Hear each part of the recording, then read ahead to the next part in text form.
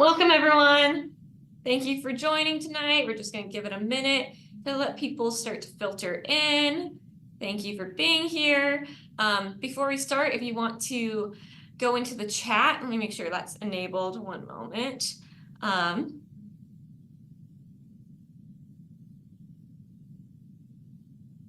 Let's see, hopefully you guys can see that chat, but if you want to put your name in the chat as well. Yeah, let's see, sorry, one moment.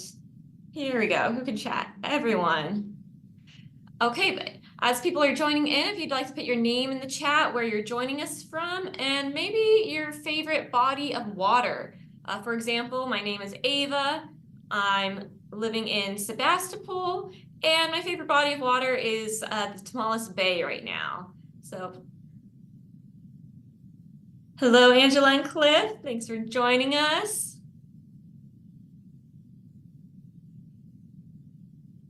Mo said the Yuba River.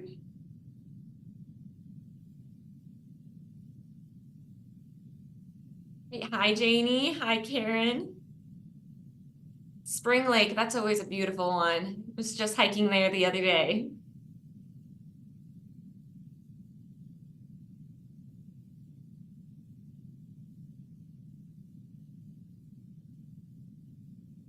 The whole Pacific. I agree, Pat.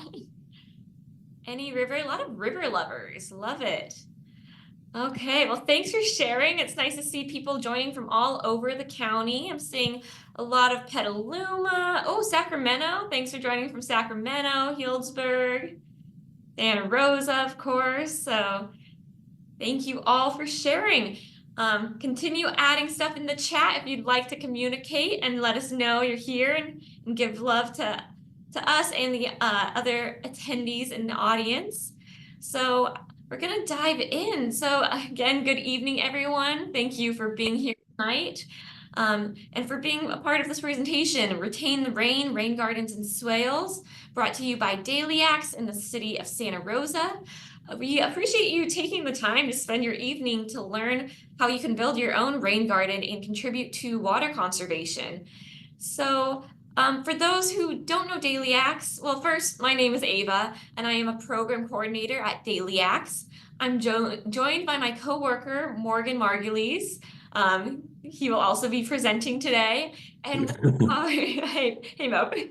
Hey. We are both so excited to share about rain gardens and swales this evening. We have both been actually in the field working on rain gardens lately. So we're excited to share about that.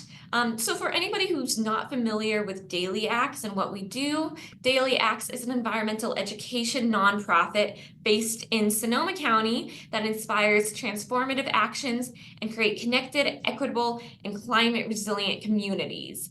We believe in the power of our daily actions to reconnect people to self, community, and the planet. Our Climate Resilience Programs Department focuses on empowering our community and teaching folks to live rich and full lives that have a positive impact on the environment. So we do that through educational programs such as this one, as well as community installations and hands-on workshops. So this is a little bit about us, our mission, our values and principles. So let's get into some of the logistics about the program tonight. You can see that this is in a Zoom webinar format this evening. So you can interact with us or with other attendees, share resources by putting that into the chat. However, if you have questions, please put that in the Q&A column. There is a Q&A at the bottom, and this will be answered at the end of the presentation. We're going to try to answer any questions you might have about this topic of rain gardens towards the end. Again, so the chat if you have resources to share, and the Q&A for questions. Lastly, this program is being recorded. So this will be sent out to you all afterwards so you can share with others. Or if you're not here tonight and you missed it, you can rewatch it and watch it later. So, and we also send out resources as well. So a little bit about Santa Rosa and the water and just a water supply update. The water supply in local drinking water reservoirs, that's Lake Mendocino and Lake Sonoma, have actually recovered from historically low levels of severe drought. And this is thanks to a lot of initiatives on water conservation. So I'm really glad to see, as you can see in this chart, it's actually recovered. However, that doesn't mean that we shouldn't still be conserving water. Just because it's technically not drought in this very moment doesn't mean drought can't happen again. So it's important to have these practices and have this paradigm of saving water still. So again, although there's no longer this local water shortage emergency, Santa Rosans, Sonomans, we still need to comply with the city's water waste ordinance by doing your part to identify leaks. That's one of the codes to identify leaks in your house. Also, the city has longstanding commitment to water use efficiency and many programs and rebates to offer that you should definitely look into and take up. So this is on Santa Rosa Water Smart Yard, and they provide weekly watering recommendations for your landscape and other great resources. So you could check this out at their website. Again, that's Santa Rosa Water Smart Yards.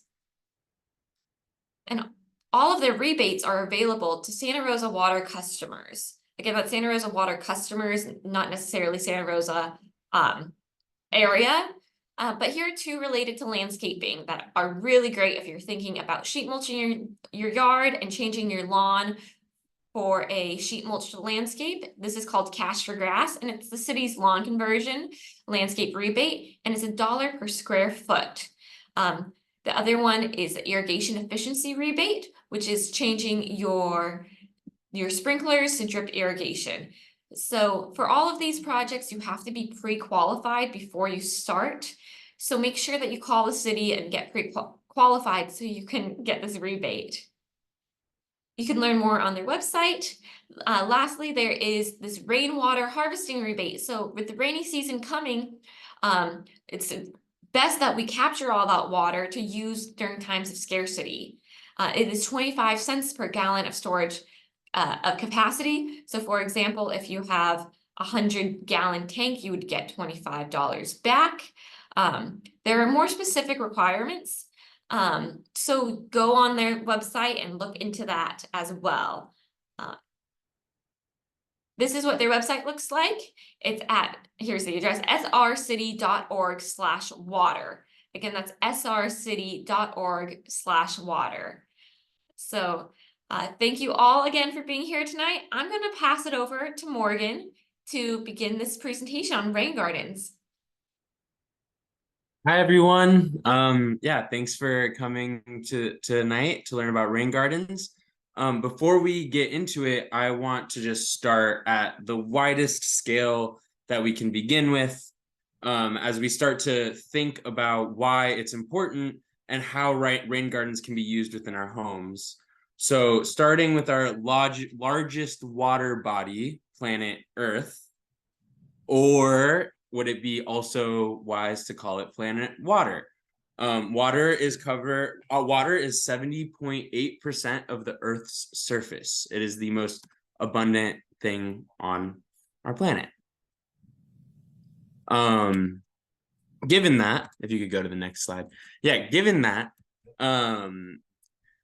actually only about 2.75% of that water is fresh water that can be used for that is potable water.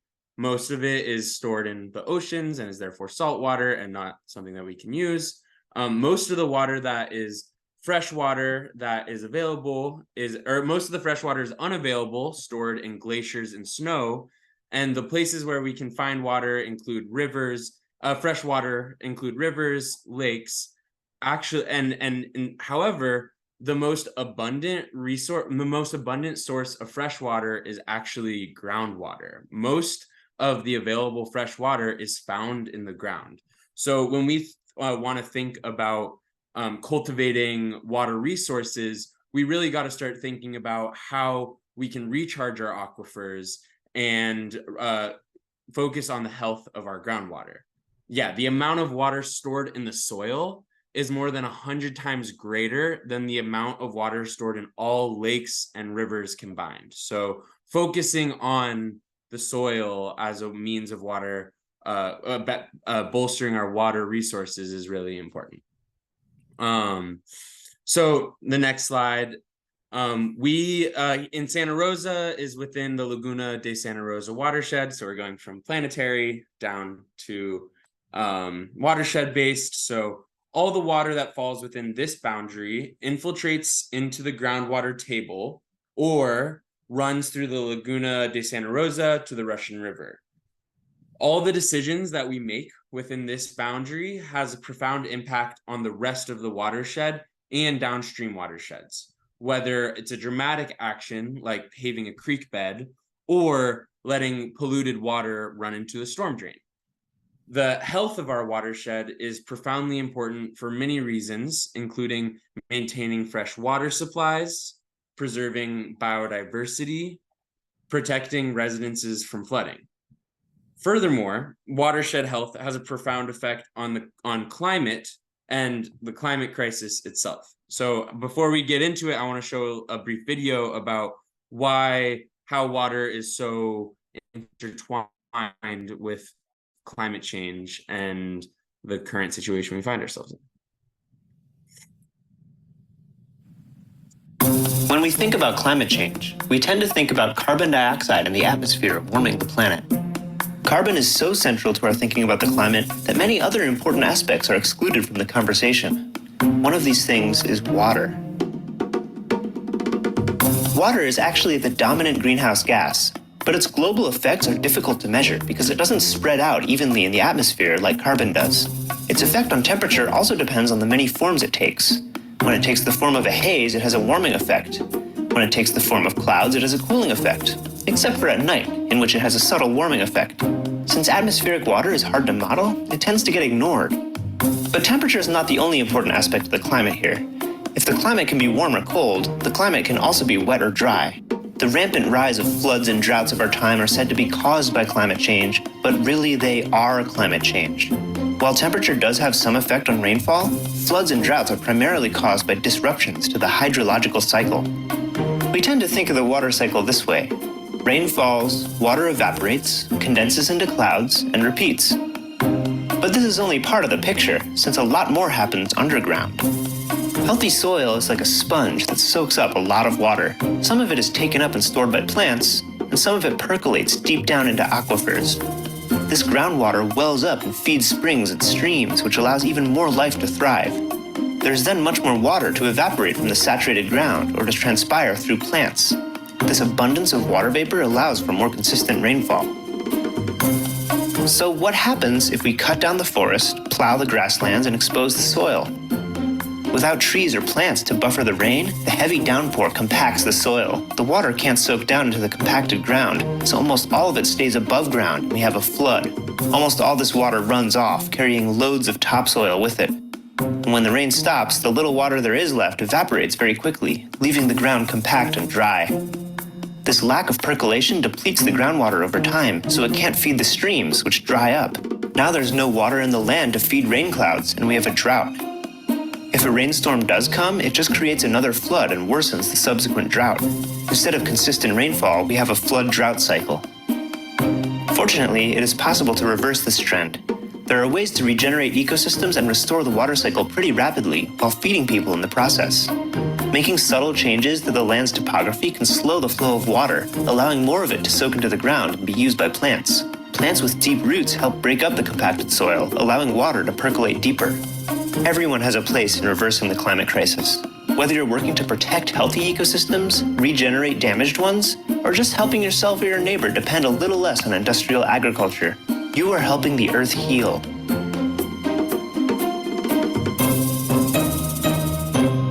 Lovely. Amazing. Thank you everyone for watching that. Every time I watch that, I feel like I learned something new. I think what I love so much about this video is that it shows that cycle of dehydration, drought, flood, and fire, and how those kinds of bad effects start to snowball. but it also shows that there's this virtuous cycle, this positive snowballing of regenerative effects when we take actions to rehydrate the land. Not only are we increasing the amount of water that's staying on the soil in our site, but we are also feeding plants on our site that are transpiring, et cetera, et cetera. So the actions that we take can really to repair the water cycle can really make an actual impact. So yeah. This next slide is what we would call the current water paradigm. Most homes are designed to rush water off the landscape. It treats rain as a nuisance rather than a precious resource or a gift. So as you can see in this drawing, there's no gutters, no downspouts. The land is pretty convex. So like if you look at the tree, for example, any water that comes near that tree is going to get directed away from it. There's lots of pavement. There's flooding next to the house and nothing being done about that. And then also heavy stormwater runoff that is going to the street. And that street, that stormwater runoff is going to flow through the street, picking up pollution and eventually getting deposited into the storm drain and then into our water bodies. So designs like these are what result in heavy flows that erode soil, they undercut trees, wreck roads, etc. So this is the problem with the way that we currently manage stormwater. Instead of the pipe it, pave it, pollute it lifestyle, we want to see designs that prioritize the mantra of slow it, spread it, and sink it. So this is an example of the new water paradigm, a new water paradigm. It's not new. It's been used forever, thinking about how we can use land and topography to capture water.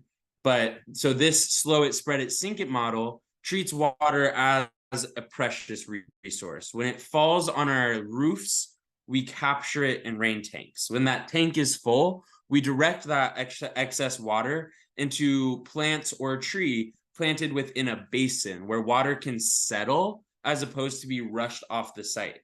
Additionally, you see in that zone where water was flooding near the house, we see a tree and a rain garden where water is flowing from that hardscape and being directed into an intentional divot in the land where that water can slow and sink into the land. So this not only do we have less stormwater that is running into the street, but we have more water sinking into the soil on the property and leading to more biodiversity, leading to just more beautiful plants.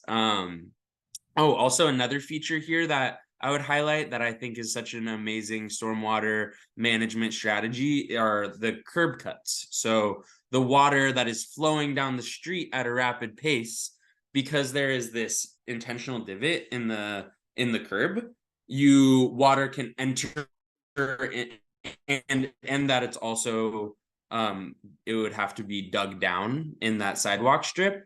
Water could enter into that zone and infiltrate into the landscape and reduce the amount of stormwater that's flowing into the storm drain. So these are all examples of the slow it, spread it, sink it methodology that is where rain gardens fit into. So that was all a very high level understanding about why we think this is so important, but we're going to start to get into just like what is a rain garden, how to do it, and I'll pass it back. Great, thanks. Yeah, I love this image so much. And my favorite feature is the banjo player over here. He's clearly loving his rain gardens. He's a biker too. Pretty great. What a great example. So this is really the paradigm we want. So I'm going to dive into some definitions. because that's really going to be helpful to set even more context.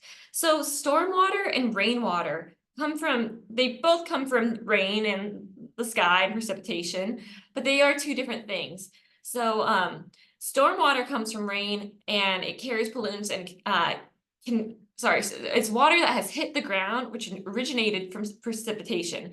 So you can't actually capture it into like holding tanks. That's not legal, but that's why rainwater catchment it hasn't hit the ground yet. So rainwater is water that falls on a roof from precipitation and can be harvested into storage tanks prior to contamination. So stormwater hit the ground, rainwater has not. It can have hit a roof, and that still is rainwater.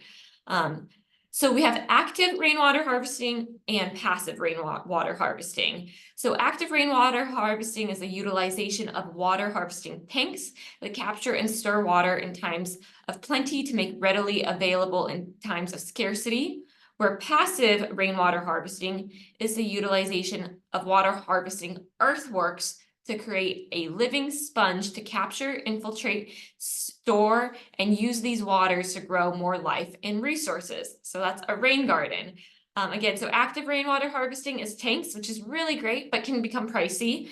Passive rainwater harvesting is using earthworks. So what's earthworks? Earthworks, pretty simply, is digging holes and building hills. It's the operations connected with excavations and embankments of the earth. So it's digging and building hills. So that's what a rain garden is. It's really just an intentional hole in the ground, and it's earthworks. So what is a rain garden? This infographic here shows it pretty nicely. A rain garden is a depression in the soil which slows and infiltrates rainwater. It's really just a purposeful depression in the ground with the intention to help reach that paradigm of slowing, spreading, sinking water into the ground. Rain gardens are created through earthwork processes, excavating soil and building up on the sides. Rain gardens help with, again, that paradigm that Morgan was talking about by keeping it onto the landscape instead of just having it sheath off into the streets and ultimately down to the storm drains. Rain gardens have a ton of benefits. They not only help to recharge groundwater, but they also filter pollutants. As they do so, they help mitigate flooding issues, and they're also just really aesthetically pleasing. At the end of this presentation, we have a bunch of photo examples, but they can be really beautiful. Rain gardens may or may not be planted depending on your preference, but personally, I would almost always plant in your rain garden to help decrease soil erosion while also increasing the ecosystem benefits on your sites. So that's really what a rain garden is. Again, this infographic explains it very well, lots of advantages, and yeah, just a really beautiful feature. So another strategy for passive rainwater harvesting includes bioswales and berms. Generally, the term swale is used to refer to a depression that conveys water and drains water. Similar to a ditch, however, when a swale is built on contour, it instead serves to also slow, spread, and sink the water that is flowing downhill. So on contour means that the swale is dug along the slope at equal elevations. So meaning this would be going all downhill. And if this was just all grass without this little indent, this is a swale, and it's moving water across very slowly, and see how it sinks it down. Oh, sorry, one moment. Well, that's an example of it coming up, but we don't want it just sliding off.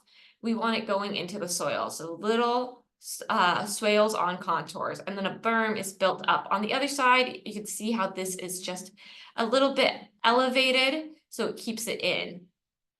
This is an example of that. This is a site out in Grayton area, and this is a big hill, but there are swales on contour. So this is a big slope, and instead of just having water sheath off and flood into the street that's down at the bottom, there's swales along the property down here as well, and one's up top, and it's just small little indents. And then on the berms, these are berms, you can plant, and you need less irrigation to actually water these because the soil is going to be healthier and have more groundwater. So it can be really beautiful, lots of fruit trees. You can see there's yarrow, there's just a lot of benefit to doing this. Here are more swales. This is the Kavanaugh Center in Petaluma. So this is when it was being established here. They are putting swales in little rain gardens, and what it does is capture the stuff, the rainwater that falls on the roof. And you can see there's downspouts here that feed into these rain gardens, and it infiltrates slowly, and it's firmed up and planted. And we put a mulch in the middle as well. Again, just a way to slow it instead of sending it away. This is the Santa Rosa Sustainable Education Garden. And it includes a bunch of rain gardens and swales throughout. They also have rain tanks and climate appropriate plantings, and you can actually go to visit this and walk around the facility to get inspiration. But you can see how using these rocks also slow down the water. So these are some examples of rain gardens and swales. So how do you build one of these? We're gonna get into the tools and materials you'll need to build a rain garden on your own home. So what you'll need is a string or rope, stakes, and this is all to do the leveling. So landscape marking paint or flour also works. You will need a spade, a pickaxe, rake, gloves, level. We recommend a carpenter's level. Just, regular straight level or string level. A string level sometimes is more helpful because you can move it across different areas and different slopes. Or you could use something called a bunyip, which is really just a water level. You'll also need compost, mulch, and some river stones or larger rocks. That's recommended, and a tarp and wheelbarrow. So now that we've given a general overview of what rain gardens and swales are, as well as the materials you'll need, we're going to get into the more nitty-gritty of how you can build your own. So we are going to cover every step of the process, and of course, all the design considerations that you'll need. So we've kind of outlined 6 steps here to the installation of a rain garden. So 1, selecting the site. 2, performing soil infiltration test and sizing the rain garden. 3, excavating the existing soil and building the berms. 4, backfilling with amended soil. 5 is mulching, and 6 is planting. So that's how the evening's gonna go, and we are gonna talk about each step in depth. So starting with some site considerations. Awesome. So as we start to think about where to place the rain garden, if a rain garden is appropriate for your site, I think the first and most important step of all of this process is thoughtful observation and being present for a storm on your site, watching and witnessing where the water is flowing. Is water rushing to the streets and causing and do you witness a bunch of water flowing towards the storm drain? Or is water ponding near your foundation? Or is water rushing from your site, maybe causing little channels, eroding the dirt away and rushing into your neighbor's property? So just witnessing where water is gathering and draining away when there is a large storm, and think about what is working and what is not working. So if the water's draining off your site, or it's like meandering really well, then maybe we don't need to mess with it. But if it's causing flooding or posing any kind of danger, it would be good to resolve it. The next step would be to identify the drainage area. When I say drainage area, I am referring to the area that water will fall on, that you hope to capture this water within your rain garden. So if the most simple example would be if you're directing your downspout to a rain garden, then the drainage area is that section of roof that is draining to the rain garden. Other examples include a driveway. If your driveway is sloped towards towards a piece of landscape that is your landscape, then all that water that's falling on the hardscape is coming into this zone, and a rain garden could be a good idea to capture that water and hold it on site.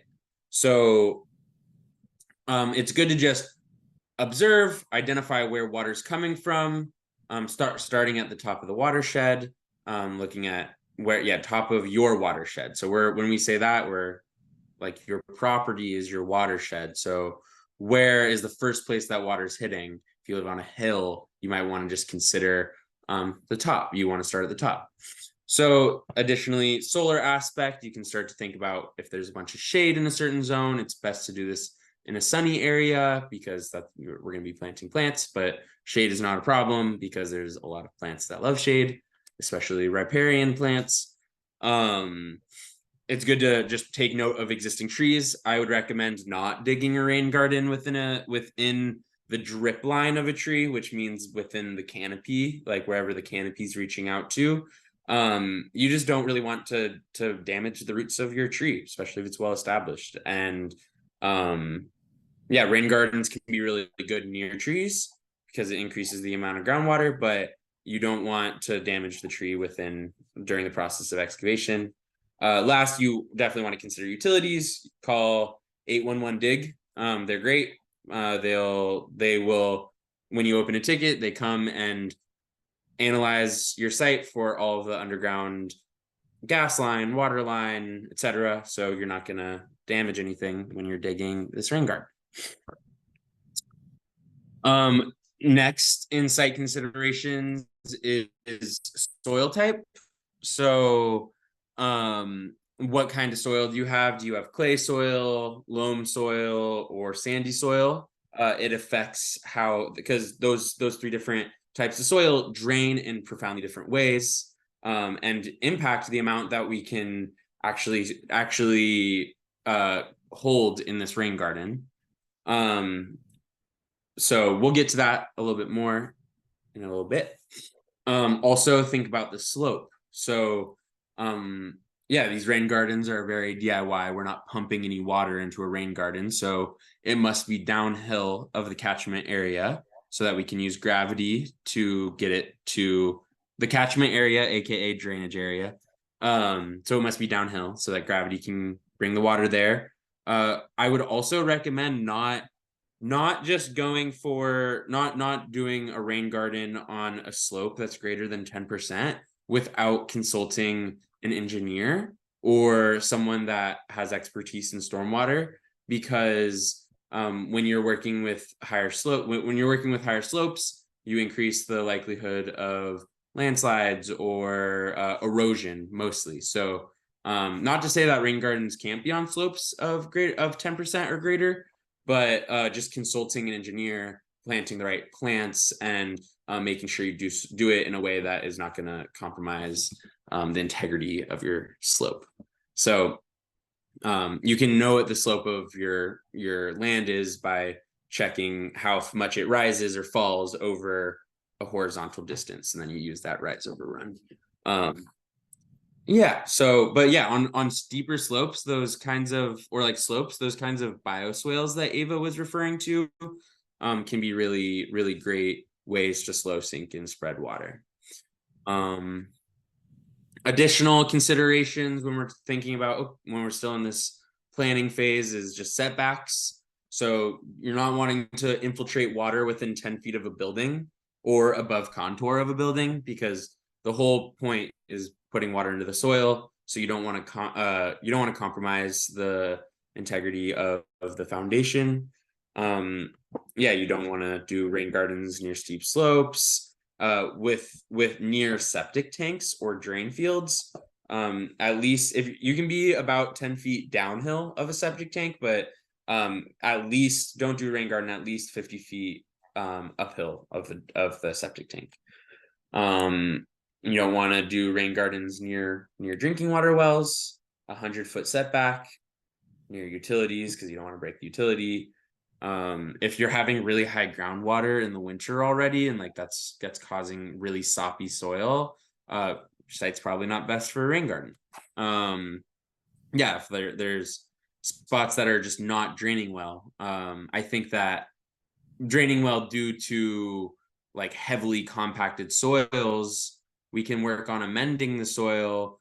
But if you're planning on diverting a bunch of water to this area that's already not draining well, then maybe just start with amending the soil and changing the topography to make it drain better, before directing any extra water there. Yeah, and you wouldn't want to disturb healthy native soils, trees or other vegetation. Sweet. So those are setbacks. So now we're starting to think about considering soil type. I said we'd come back to this. So a good way to know your soil type and how well your soil is currently draining water is with a soil infiltration test. So this is a very simple test to that it's very intuitive. So you dig a hole about and you measure the hole. So I would say dig the hole 12 inches, a foot, and then fill it with water, and then set a timer, and then measure how much water you fill it up to at first, and then see how much water drains in an hour, in 30 minutes, and by a unit of time. And then you can see how quickly how quickly water is draining, and then you're able to identify it as clay or loam, because and one recommendation is to do this a few times. Let the water fill and drain a few times, because water will often go into the soil next to it. So if it's saturated, that like simulates rain conditions, and then you can truly know how fast water is infiltrating downward. So we're looking at drainage rate of inches per hour to drain. So if we go to the next slide, you found that, wow, your soil drains less than 1 inch per hour. So you definitely have clay soil. You see that picture of water in clay, that water is going to just want to spread outwards. It's not going to go downwards because it's so compact and it's not porous enough for water to move through. So this is where we start to think about a very important concept, is the ponding depth of the soil, or of the rain garden. So ponding depth is the maximum depth that water will pond during the rain event. So a 3-inch ponding depth means that the bottom of the rain garden, the lowest point of the rain garden, is 3 inches lower than the overflow of the rain garden. So I'll just hold that. Ponding depth is the space between the lowest point of the rain garden and where the rain garden overflows. So we're going to get back to overflows in a little bit, so I'll hold on that. But pretty much water will never pond more than this ponding depth that you're controlling. And with clay soil, we don't want to go deeper than 3 inches because it takes longer for it to infiltrate. And this brings us back to, I think, something that we could have said at the beginning, but rain gardens our goal is to engineer it such that it drains within 48 to 72 hours, because in order to not cause a vector issue, allow mosquitoes to breed. So by doing this careful evaluation of how fast and understanding how fast it will drain and designing with that in mind, we can make sure that we're not creating a 8-inch pond in clay soil that's going to take 2 weeks to drain. So it's very important that we just keep this in mind. So with sandy and loam soils, since it drains longer, so if we're getting greater than 1 inch per hour, we think it's safe to go up to a 6-inch ponding depth. That water will infiltrate within the required amount of time. Yeah, so that's on evaluating the ponding depth. I think that's the first major point, is decide, do I want a 3-inch ponding depth? Do I want a 6-inch ponding depth based off of my soil type? Great. So this is the other part that there's a lot of words and numbers on this slide, so but I'm going to keep it sort of high level. The point of determining the minimum square footage of your rain garden is to just ask the question of, based off of how much water is coming from the drainage area, so how much water is coming from my roof, how big does my rain garden need to be in order to handle all that water.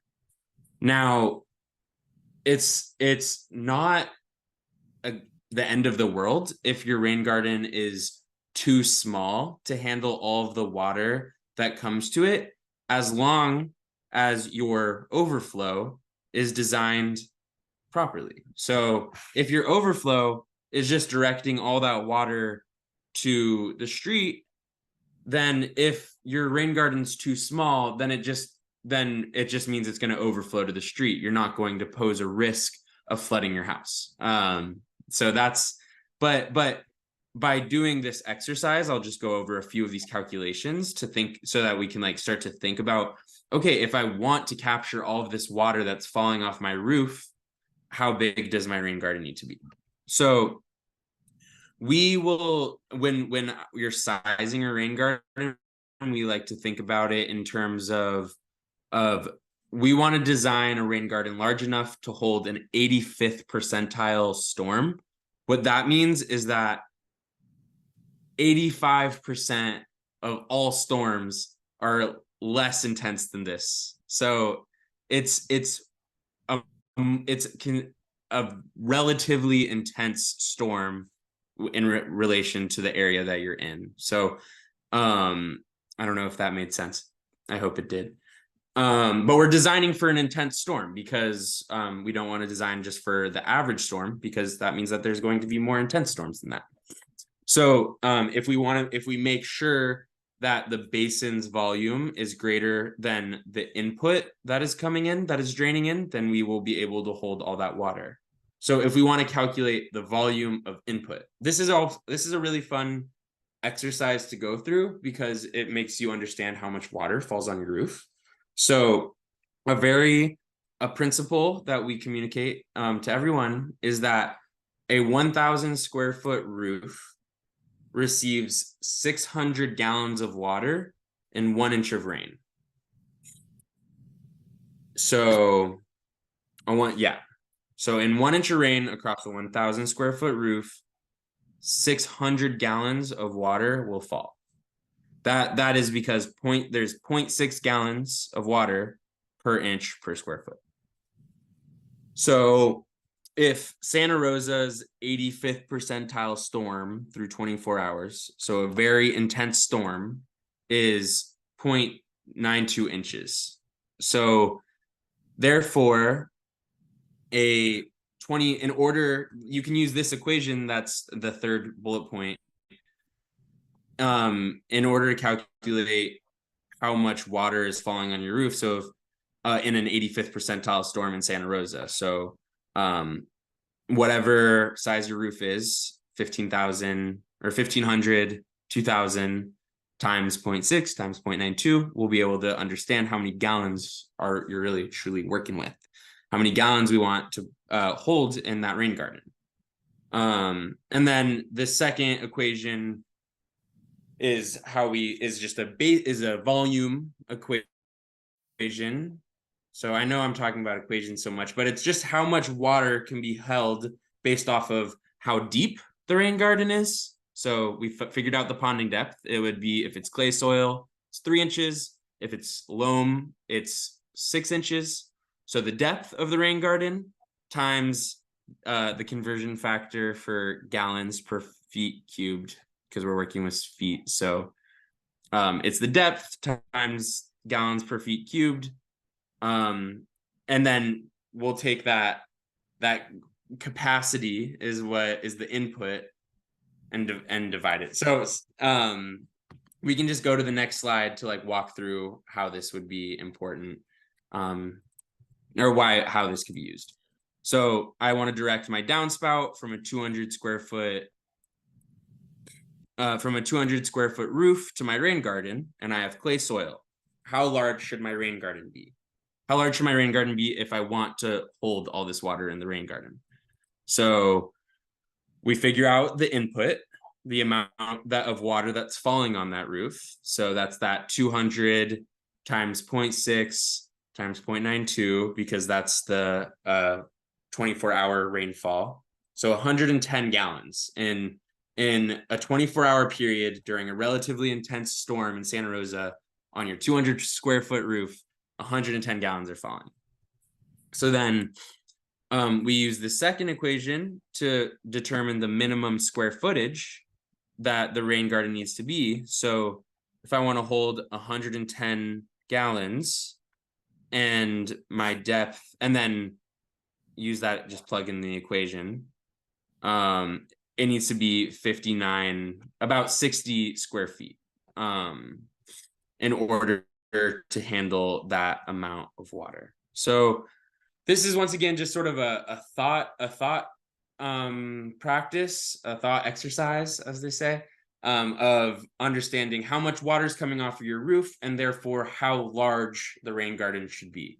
And I'm talking in square footage, and then volume is given by the depth, your ponding depth. So just a good thought exercise to thinking about it. But also, if your rain garden is not big enough to hold this, as long as the overflow is not being directed towards your house or causing flooding anywhere else, then you should be fine. Hand it back to Ava.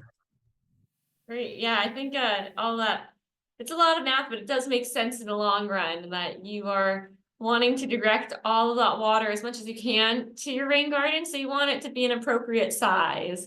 But also if you can't make it as big as you, like for this one, I think it'd be 59 square feet. Let's go back to it. Would be what, about 5 by 5-ish, I believe. So that's just kind of a rough ballpark, and it doesn't have to be perfect, but it's good to know, especially what type of soil you have too. So all of these equations are super helpful, but not necessarily needed. It's just good to consider. But so let's say now we know how much we need to dig and we know how big we want it. So now we are excavating.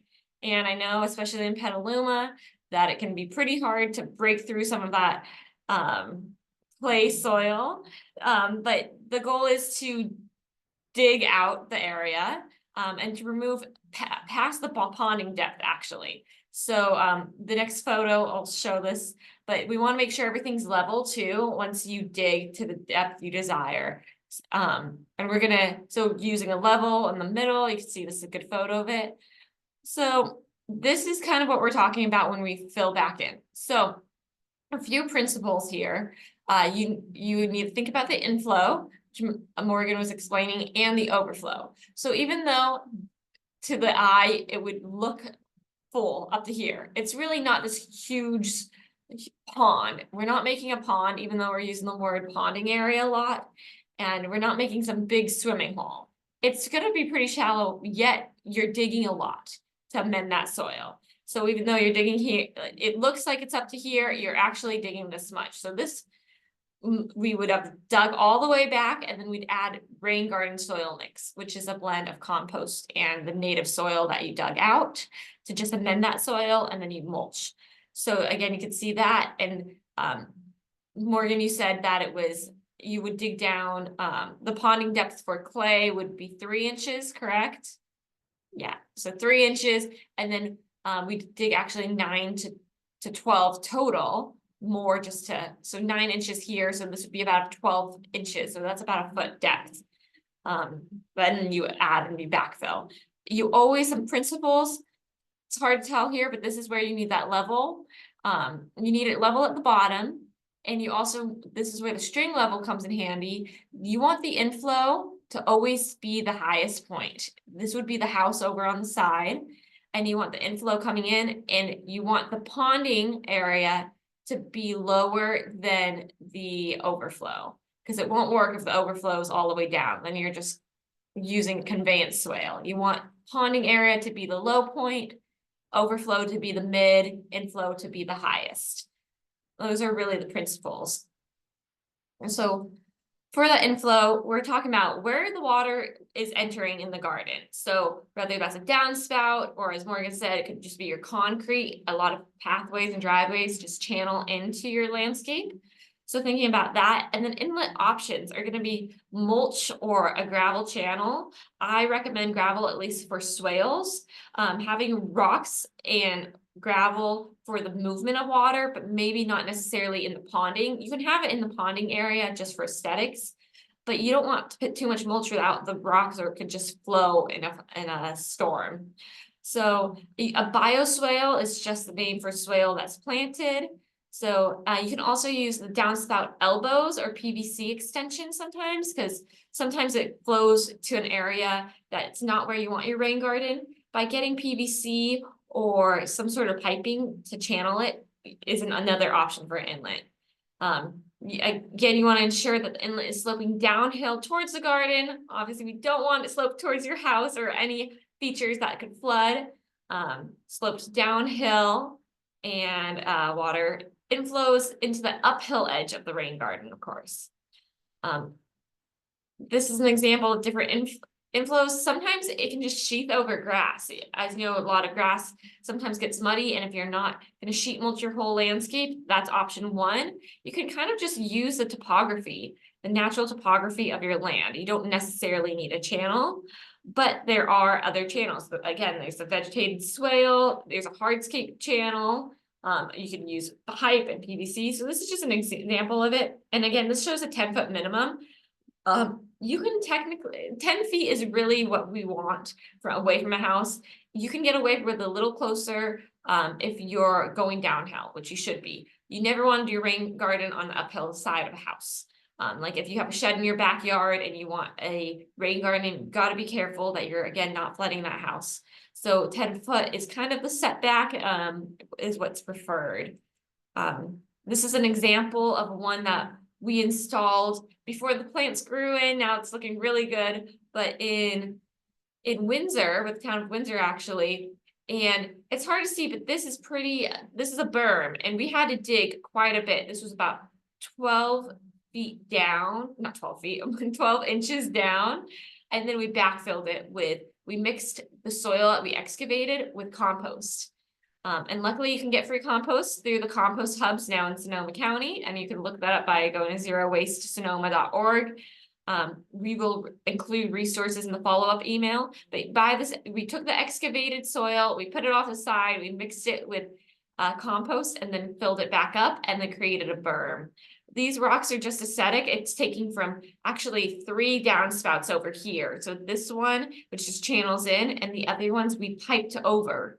And we made sure we took the level and making sure it's all the way downhill. So that's a good technique to use, a good example. So berms are just the hills that are built on the downsides of the rain garden to retain water a little bit more. That's what I was just showing in that image. You want to build berms at least the same height as the inflow, if not greater, and higher than the overflow as well, and then have the overflow channel through. 3 feet wide is kind of what we are looking for to enhance durability. You don't want anything too narrow. So the grade should be about 3 to 1. So if it's 3 feet wide, you want 1 foot tall. You don't want too tall. If you're going 1 by 1, it's going to be too steep, and you don't want that to erode.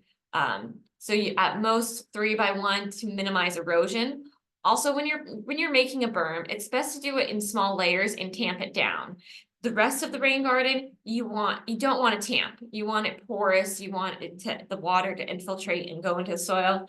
But the berm, you don't want that eroding. So doing a layer of your earthworks and piling it up tamping it down. You could even foot tamp, then adding again. So that's really important to do. Again, we just don't want it eroding. If you're doing all that work, make sure you tamp down your berms. So next is amending the soil. So this is what I was talking about, the rain garden mix. So you're going to excavate past the ponding depth. So, and then add in the amended soil with a compost soil blend. If you want, you can also order something called a rain garden mix. Places like Grab and Grow sell this along with other landscape suppliers. And this is just a soil amendment, and it's usually about 50% compost, 50% native soil. You just got to think about where you're putting that extra. That's why a lot of times, even if you don't need a berm, it's nice to make, because you're going to be excavating soil. So what are you going to do with that soil? You can't really haul it off to the dump, make it into a nice berm. So for the excavate, if you have clay soil, you're actually going to excavate 9 to 12 inches below the desired ponding depth. Again, you're going to backfill because it's clay. We want it to amend, we want it to infiltrate. But for loam soils that are a little bit more porous, only just 3 to 6 inches below the desired ponding depth. So a lot less digging. I'm so sorry for all the digging. If you have clay soil, it takes a bit of time. So now once that's all done, you're going to actually fill it up with mulch. I'm going to fill it with mulch. We recommend wood mulch. Sorry, my slides are being a little funky here, but wood mulch, organic wood mulch, and there's lots of pros and cons.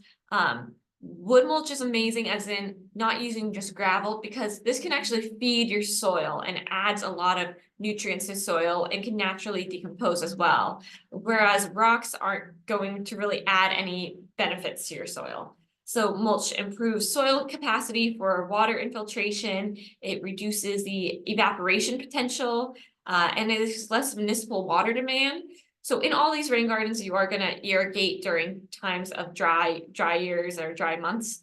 And by adding mulch, you need less water because it's like a sponge and it absorbs the water, and your plants will be very happy for that. So mulch breaks down over time. It also is a barrier to help prevent weeds. It's more inexpensive than getting rock and cobble. You can also get it from landscaping companies, or you can actually call often tree companies to come deliver a yard of mulch, and it cools the soil instead of heats it up like rocks. A con to mulch is it can float in a rain garden, and that often does happen, so you do need to think about that. And the fix is to get shredded hardwood mulch instead of just your basic arbor mulch, and just ask about the hardiness of it, because you want something that's a little denser than the water so that it doesn't float and flow away. And it does break down. So some people don't want that maintenance, but getting mulch once a year, just doing it as a yearly chore, is not the end of the world, and still inexpensive.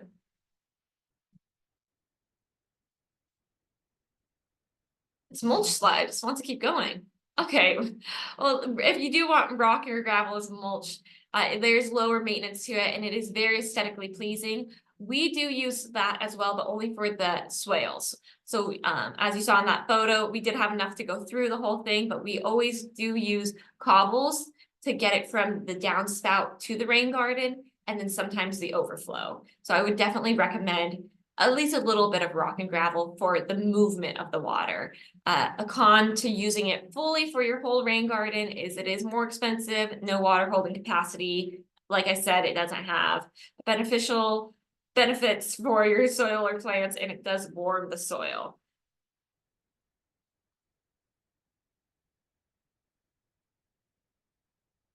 So planting zones. So there's really going to be 3 zones to your plants. So this is the basin of a rain garden. This is where water collects and is being held and slowly infiltrating into the groundwater and recharging the aquifer. And because it will pull here at the bottom during rain events, the plants in this zone 1 have to have the capacity to tolerate periods of dry and drought, and also like their feet wet is what it's called. So really that they can handle this water. And as we go, zone 2 is going to be a little bit more sloped. And these are plants that can do well on a slope, and then at the top, lower water needs less water. We recommend, of course, always natives or climate appropriate plantings. So we have these guides that we made with our partnership grant called the Land Resilience Partnership, and with partnership to Watershed Progressive.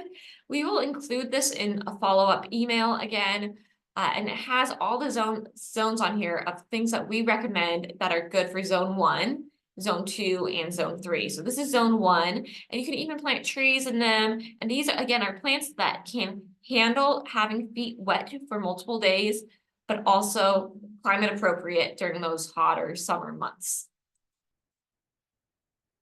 So this is zone 2. You can make this so beautifully aesthetically pleasing and curb appeal, even produce food. I mean, these shrubs, the really blue curls are always very beautiful, coyote mints, and these all attract beneficial insects and critters as well. So you're doing a lot for the ecosystem, not just the groundwater, but providing habitat.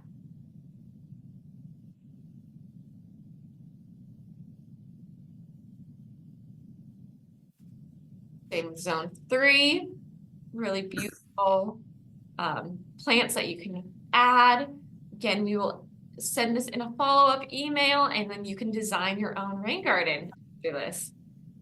Yeah, and I would add just my favorite zone 1 plant, rushes and sedges.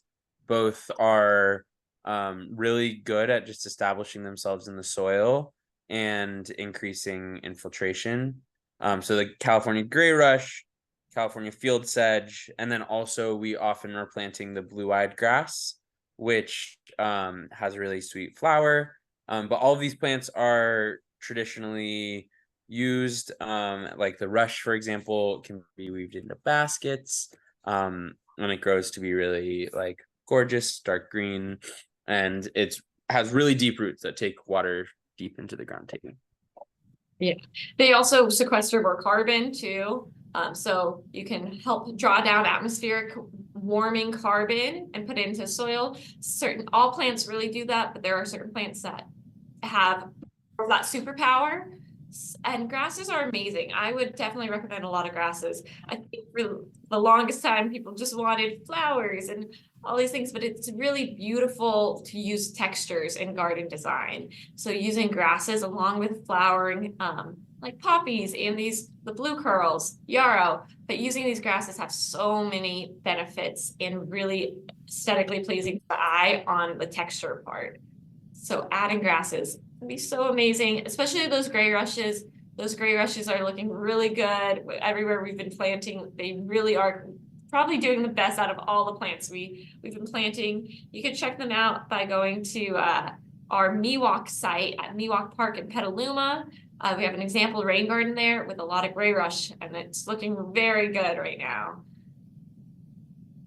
So can have a lot of fun with it. So a little bit for maintenance.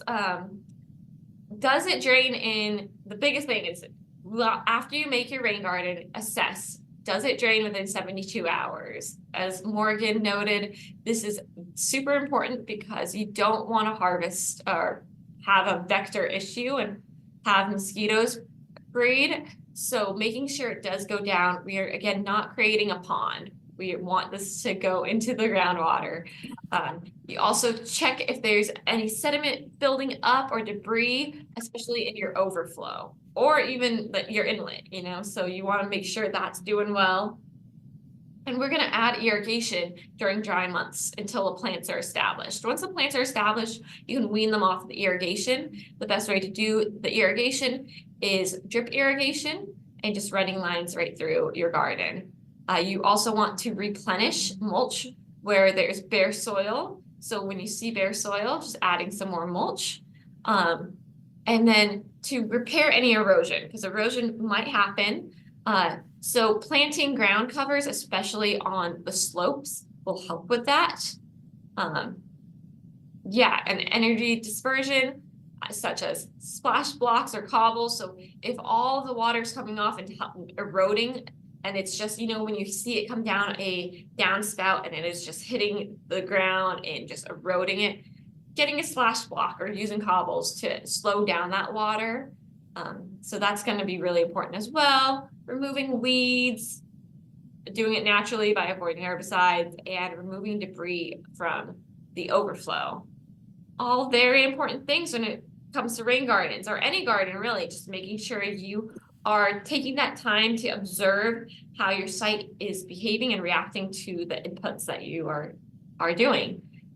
So we're nearing the end of the presentation, and we'll get to questions and answers. But here are some examples of rain gardens. It's a little blurry, but this is such a beautiful rain garden. And you can see that they probably collect back here and it comes down, and there's just so much you could do. They even built a path over. Super beautiful rain garden.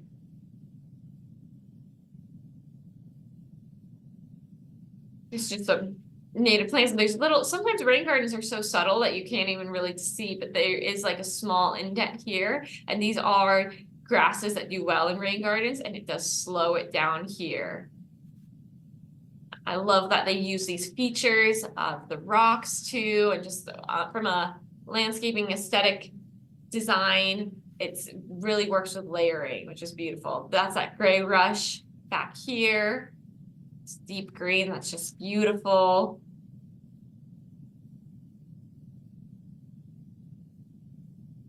And leave you with Landscapes of Water or Landscapes of Life and that's from Eric Olson, local legend Eric Olson, who's a permaculture artisans. If you've heard permaculture artisans, they are a landscaping and permaculture firm based out of Sebastopol. But this is just such a beautiful quote from him, and beautiful grasses all around. So, and you can see that this is an urban area, and look at how much life there is there. This might be an SF. I'm forgetting where this photo's from, but just such a beautiful quote, a beautiful image. So really, by installing a rain garden, we're just really helping to build healthy soil and recharge the groundwater. And as Morgan showed in his previous slides, the Laguna de Santa Rosa, it's all connected. So by helping on your own site and having your own sites sink water, you're helping the whole community. And it's just super beautiful. Any last words, Morgan, before we jump into Q&A? Gosh, yeah, like I hope that this webinar has been helpful in you understanding the purpose of a rain garden and how to design and install one. And I just hope that when it comes down to it, it's digging a hole and being intentional about slowing and spreading water on your landscape. So any way you can do that, you are improving the soil health and benefiting your watershed. It's not the most technical thing in the world. Don't need to get super into the weeds. Just make sure you are working with water wisely and not concentrating water in a place where it could cause flood damage. But just take your shovel and get after it. Yeah. Some good final words. I like that. Take your shovel and get after it. That's great. Well, thank you all for being here, and we're gonna continue to answer questions till 7 o'clock. So we have about 20 minutes. And I see a bunch of questions. We did answer some on the chat, but it's good to say out loud too. I'm glad we have it in writing. So Joan asked, how far away does a rain garden need to be from a house's foundation? No? Yeah, and I said 10 feet. Especially ultimately if you are downhill, and 10 feet would be ponding depth. So it technically can start sloping down before 10 feet, but you don't want to infiltrate water closer than 10 feet from the foundation, especially if it's uphill. If you're downhill, that's like our principle, but it can be lenient because water's not going to threaten the foundation if it's downhill from the house. I can go through and read all the answer questions that were asked. So there was a question about landscape cloth, if they really allow water to go through, and I was just recommending that we actually recommend removing landscape cloth because they tend to leach microplastics and other chemicals into the soil, and that we actually recommend cardboard and mulch as a landscape and soil friendly weed barrier solution, because the cardboard composts in place. See our webinars on sheet mulching. What mulch should people use if they live in a high risk fire area? This is a great question. I linked an article written by the city of Santa Rosa that talks about like the different kinds of wood mulch that for specifically like gorilla hair tends to be really flammable versus like other kinds of mulch that are less flammable and good for landscapes. But I think the main takeaway that I would add is that the studies find that composted wood chips, since it's so good at holding moisture and water in the soil, are actually a really good practice for fire resilience. I think people are a little scared because they see wood and they think of fire, but having hydrated mulch on your landscape is going to provide a barrier to fire. Someone asked about mitigation. I'll add to that fire one too. Yeah. For folks who don't know what gorilla hair is, and sometimes it has other names. We just call it gorilla hair. I'm not sure what the other names are, but it's that shredded stuff that you see that is so flammable. You really don't want most chipping companies or tree arborist companies won't give that to you because they don't do that. But a lot of times they sell that at landscaping stores. So make sure you're not getting that shredded stuff. Also, there are fire safety, don't put mulch right up to your house. Like most of those images that you saw, if you look closely, there's actually a buffer of like hardscape between, don't put mulch right up to your house. You want like a foot or two at least. Yeah, that article recommends 5 feet defensible space, no plants, no mulch, from your house. So yeah, thank you, Eva, for contribution. Someone asked about snail mitigation, and I just don't have great advice here, but I linked an article from that talks about different ways that you can set traps, that you can handpick, and other solutions. Yeah, so then we got 2 unanswered questions at the moment. Someone asks, any chance Daily Acts can convince Santa Rosa to give rebates for rain gardens? That would be great. One day, hopefully. One day, yeah, we would wish. If you mulch, you get. Yeah, I was gonna say if you mulch, you get that rebate though, the $1. So a rain garden does count as if it is grass already, and you're a Santa Rosa customer. You know, if you're mulching it, that is sheet mulching, so it's $1 back per square foot. So there's something.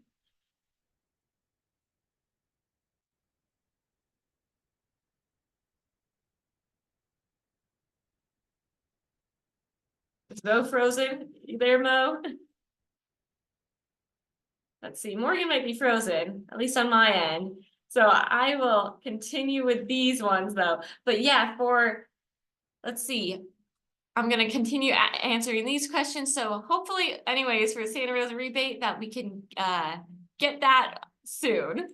Charlene asked, I have oak trees near my house. So how far away should I keep the water? So oak trees are interesting. Again, you don't want to dig underneath the canopy of any tree because you don't want to damage the roots. Those roots are really essential to their life, especially the ones right underneath. So I would keep it away from the canopy. Also, I am not an arborist, but my understanding with oaks is that they don't regulate how much water they're absorbing like other trees.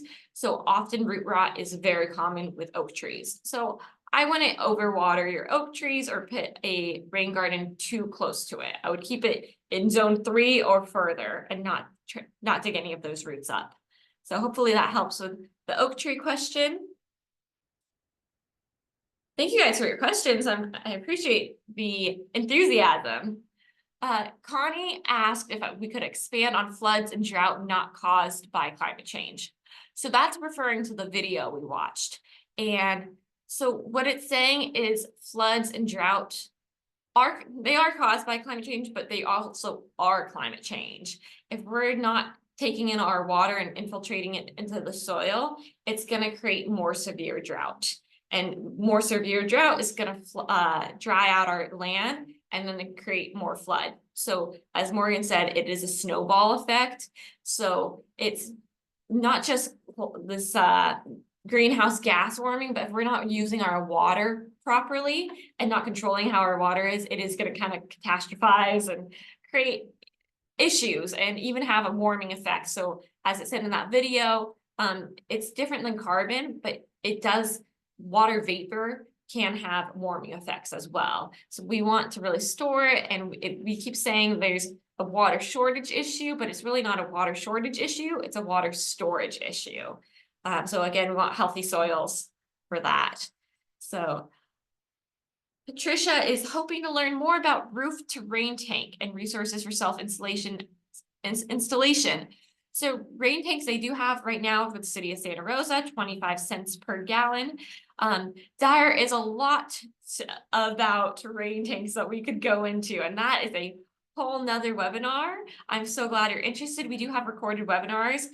Rain tanks are an amazing way to capture water and also offset your cost of irrigation. And your roof is already capturing water and just sending it away, so might as well put it into rain tanks. So I definitely recommend looking into rain tanks, and there's also rain tanks that you can get on Facebook Marketplace if you can't necessarily afford a huge new rain tanks. There are cheaper ones. There's something called IBC totes, but I would definitely go for larger ones, not just anything you can do, or daily acts if you want to do a rain barrel and do 55 gallons, but that 55 gallons will go really quick. So we do recommend larger tanks, like 100+ tanks. And Morgan's back, so great. Hey, Mo.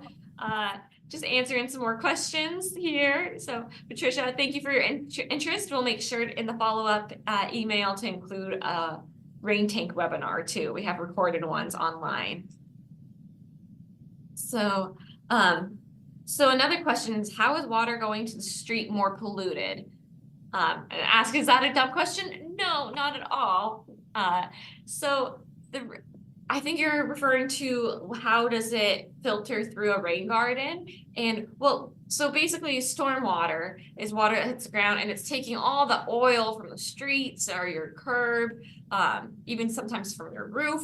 And that's why it's more polluted, is what we say is like stormwater is not clean. That's why you can't actually store stormwater legally. So rainwater, when it hits your roof, it's still pretty clean and you can put it in tanks legally. You can't legally store stormwater without certain permits because you don't know what's on the ground. There's all these things. So that's why also sending it to a rain garden, by going through the mulch and by going through cobble and by going through even the plants and the roots, it filters out a lot of pollution. Yeah. Anything to add, Morgan? No, I think you covered it. I think just roads are really gross, and water brings all of those pollutants to the storm drain. Yeah. Right. Yeah, I'm not seeing any other questions for the evening. If anybody has any questions, you can always email us for help on your rain garden if you need advice. This is my information here. It's ava@dailyacts.org, or you could call, this is our office phone, 707-789-9664. And again, if you have any questions about rain gardens, we are so excited for you all to start your journey. Hopefully this was helpful for you all. Yeah, please feel free to reach out, and thank you for joining us, and thank you for your interest in water conservation. We finished 10 minutes early, so I hope you all understood. Oh, any advice on getting other counties on board? Not quite yet. I'm sure other counties are definitely working on it. We've had contracts with other counties to help promote education on this, so throughout the Bay Area, and I think more and more places are. So thank you all for joining today, and we'll all log off. Have a good one. Thank you.